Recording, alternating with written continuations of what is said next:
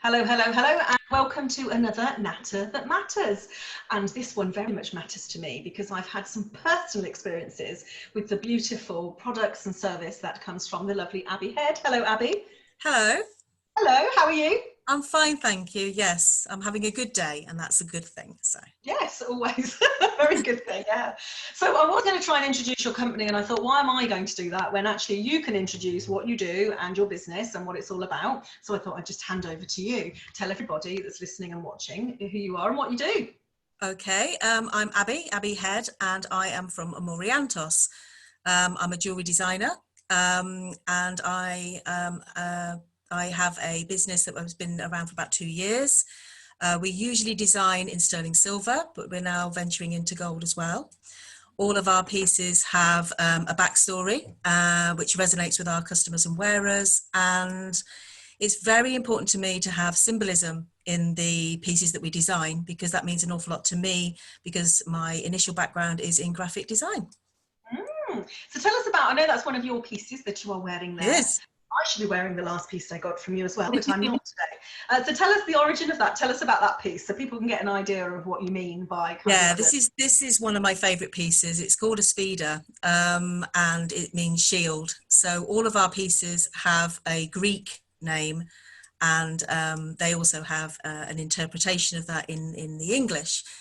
And I think that comes from the name itself, Amoreantos, which is an amalgam of two words, amore and Amorantos. Amore, as we all know, is love, and Amorantos is Greek for unfading. So I know, and me and Tim started it together. So it's we started the business together. So it was really fitting. I fell in love with Italy when I was in Desenzano, and Tim lived in Greece for a period of time making and selling jewellery. So when we got together, there was this enormous fusion, and we wanted to do something with it. And so all the pieces have a name and then a translation. So this particular piece is called Shield, and it's based on how we protect the ones that we love. We protect them, but we also need to have the ability to have that as a flexible thing so that we can enable them to grow. So we're not smothering them, we enable them to grow. And it was really nice. Recently, a lady from Art in the Park saw me last year, and she decided this year, a whole year later, to contact me and say that it was a 21st birthday of her son, and she would like the piece for him, and she'd not seen him through lockdown. So she was basically, she wanted to protect him, and it was a very emotive piece for her. And I thought, actually, that's probably the reason I tend to do things, because it evokes that emotion in people. So Yeah, definitely. And so how many pieces do you have, and what others are available? For those that are listening and not watching this, they'll have to check your website out. So if you can drop your website link afterwards, they'll have to go and have a little nose, see how yeah, sure. We've got several that we have in our collection at the moment that are already made. We've got 3 in the pipeline. We've got one which is called Hope, which I think you know a little bit about. I might. And that one's coming to Kickstarter very soon, because what we do for initial production is raise funds through Kickstarter. So we'll take everything to prototype stage so that people can see what it is, what it looks like, and what they're getting, and then they can back us, and they will receive a reward, which is usually the pendant or something, or in this case it will be a bracelet, or alternatively a smaller version of the pendant. So there's quite a range, and it's quite a learning curve as well when you're bringing things to prototype, because when we first had the pendant made, we received it with a flat back, and I thought, I kind of wanted it double-sided, and so we kept that so that people could initialize it or put a personal message on the back. So there's 2 running concurrently. So that's one of the pieces that's coming out very soon. And then the next one is Victory. The pieces are all based on my understanding and experiences of the pandemic. So hope, victory, togetherness, they're all you know, I remember designing them around Easter time and thinking, this is how I feel and this is what I want to put in place. And I'm very proud of those, because as the times are going on, Tim's taking more of a back seat and I'm taking more control over the whole designs and stuff. So yeah, it's really Nice. growing. I know we had some things, because obviously you had assay offices to have to deal with that were closed during lockdown, and I know there was a whole load of stuff, and I just want to say to anybody listening that I don't think I've ever had as good a service as I have from Abby. I've had 2 pieces from her, and both times the communication is superb, and you know, there's nothing like that. You can't compare that to anything. To have your own piece made and engraved and have it delivered, and even the packaging, I put loads of photos on social media, was just gorgeous. You know, there was a box with our initials and our name. I put it for myself and my partner, you know, just gorgeous, and a little thing that says what it means, or just, you know, the way that you provide these gifts, realistically, is what they are. Is just so beautiful. So yeah, anybody who's looking for a gift that's really special and will feel really special when you order it and when it's received, then I highly recommend Abby's business. It's absolutely lovely. So yeah. So you say you're a designer. So what did you design before? How did you get into the jewellery? How did it work? I kind of fell into jewellery meeting Tim, and I was inspired by what he could do. I'd always wanted to do jewellery. I went to art college, I went to university, I did graphics, and I did, you know, I think I did graphics to postgraduate level, and then I went into media, social media. But branding was something that putting branding into practice visually was something which I really enjoyed doing. So when it came to Tim and I getting together, there was this real need to put the message in things in an abstract sort of way. So I think my background at art college and stuff really inspired me to just basically explore things. And I think I approach everything creatively. Everything I do, everything I think, and my hobbies are creative, everything I explore is creative, and everything I manage in my life is creative as well. And I think it's been a really good background for me to learn to think outside the box sometimes. The things you're putting in the box.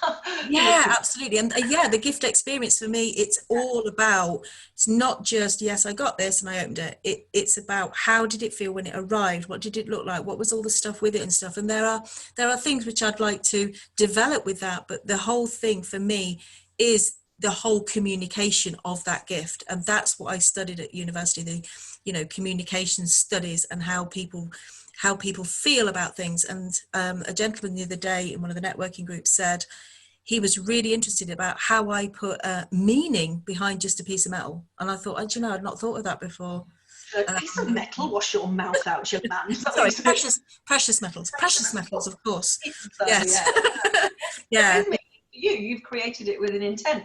I just had this thought about, obviously you're Abby and it's Tim, and there's the T and the A, and I thought, at school when you have to do TLA, true love always. Tim loves Abby. Just can see this kind of whole vision of, is there a piece that's around love, like you guys, like an edition of yours? Yeah, the first piece that we did is actually the only one which has not been produced in computer-aided design. That's quite important to me as well, with the precision that computer-aided design can give to jewellery. And there are designs that would not be possible without computer-aided design. So to have that detail and mathematical precision as a designer for me is the key to how I put things across. If it's symmetrical, it's going to be completely symmetrical. It's not going to. But the first piece was is called Beloved, and it was the piece that inspired me. Yeah, and that I did not know that. Must have had a psychic moment there. No, yeah, that was when Tim and I got together, and he had this piece of jewellery, and oddly enough, it's it's what I call him.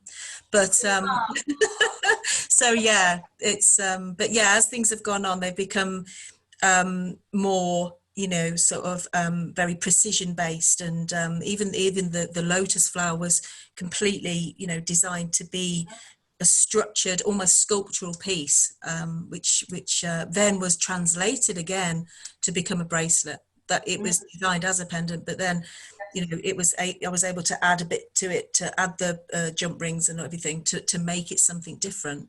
Yes, it's very beautiful. Yeah, I love the fact that it works with the infinity sign as well, because I've got a real affinity to the infinity, if you like. So yeah, it really is very beautiful. And so that's going to be made in gold as well, or I know you're kind of branching into different. Oh, so excited! Yes, basically.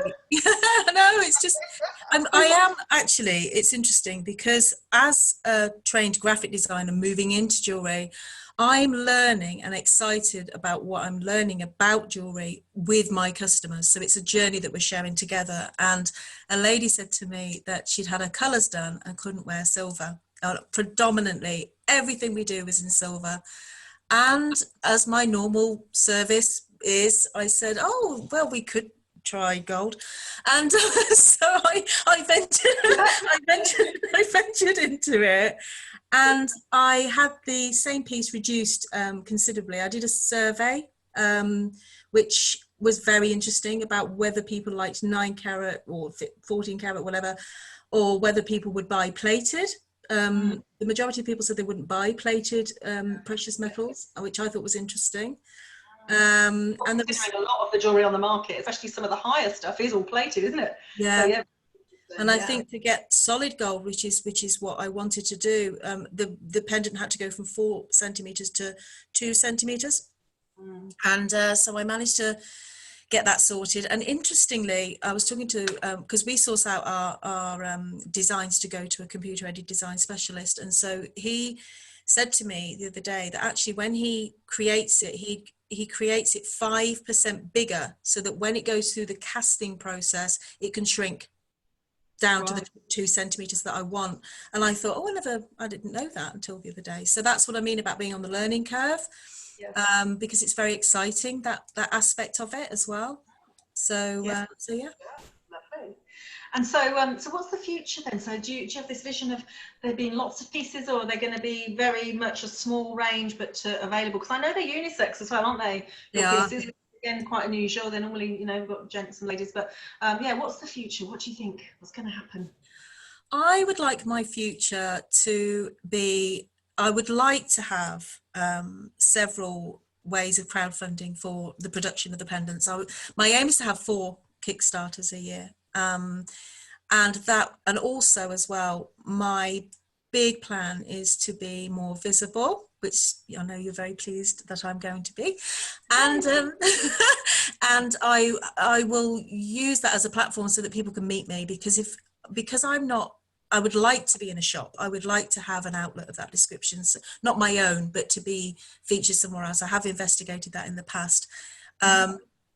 There was once where a magazine, a GQ magazine, they messaged me to say that they were doing a style guide, and did I want to be part of it. So that would be something that, as it's unisex, I would like to do something like that in the future.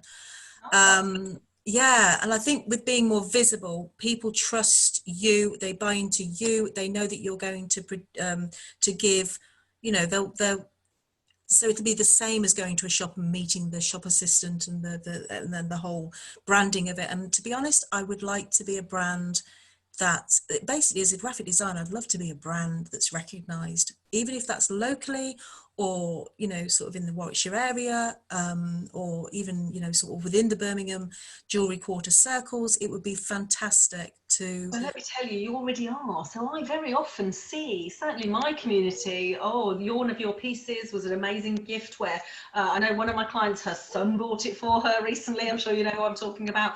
And I'm like, oh, you already are a brand. And I think, you know, the way you package things, it has its own identity, and the way that you talk about it. And I think even your marketing does have quite a strong brand to it. So I think, you know, even though it's early days realistically as a brand, which hopefully will be a global kind of, you know, universal brand, I think it already does have. So you can tell that is your objective, most definitely. So yeah, I think it's nice as well, because Kickstarter, the way that it works and stuff, we've had backers from America and stuff, and I think we do have a leaning towards people who like alternative things as well. So I like the idea of having either an outlet or something there as well, or Australia as well. Surfers tend to be quite keen on our stuff as well. So Yeah, it would be not. I mean, obviously, you know, we all want to have aspirations and stuff, and sometimes I can envisage them stronger than other times.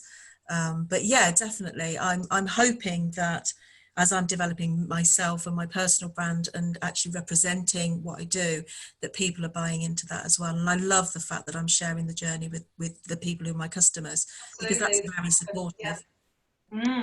And so yes, it's so lovely to hear, and it's lovely to watch it all happening as well, because I've obviously known you for a little while now. And so, you know, if you're listening and watching this and you want to get involved and be involved in the projects that Abbi's going to be doing each year and the crowdfunding, Abbi will post her website and any social links and things so you can get in touch with her. And definitely have a look at, you know, gifts and what they would mean to people that you want to give them to, because it really is a very lovely experience. And thank you for coming on at all. It's lovely to hear ambition, and like, we're not in a kind of, I'm going to rule the world way, but just in a, oh, wouldn't it be nice? It's like a really, your energy is very lovely, and I think yeah, that comes across in everything Thank you just. you. I think Well that's done. one of the things that I found really important from the onset, and somebody flattered me. I was doing a thing at in Coventry, and this lady said to me, I was talking to her, and she said, actually, the fact that you do everything legitimately, you have trademarked your name, you bother with your hallmark, which is really important. It's illegal not to have a hallmark on over a certain weight in this country, and some people flout those rules. And so everything I do, from the process, my insurances, I've just done the whole thing, like, really, as I call it, properly.